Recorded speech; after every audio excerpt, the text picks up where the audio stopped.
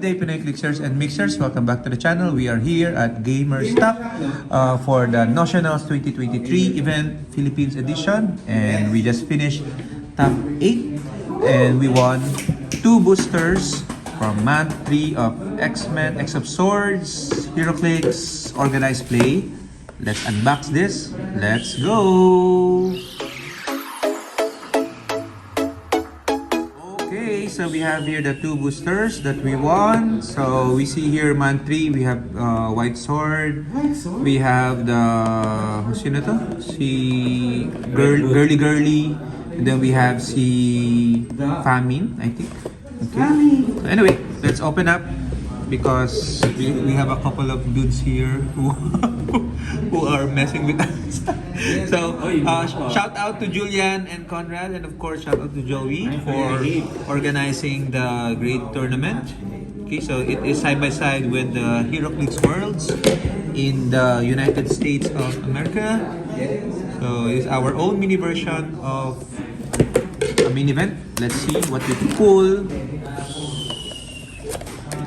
We have the first one is Jubilee.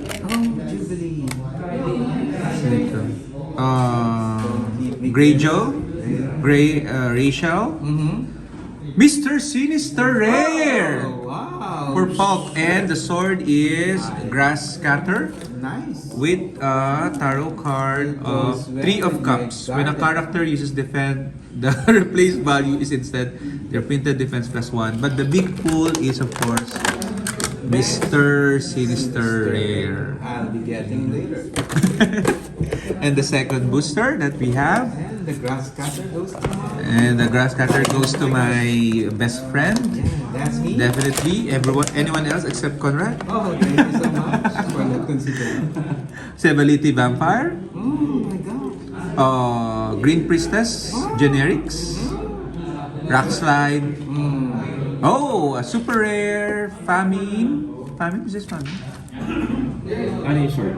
Pestilence pala. Pestilence. Super Pestilence and Mercy Sword with the 10 of Swords tarot card. When a character uses poison, they deal damage even if they have been moved or placed during their turn.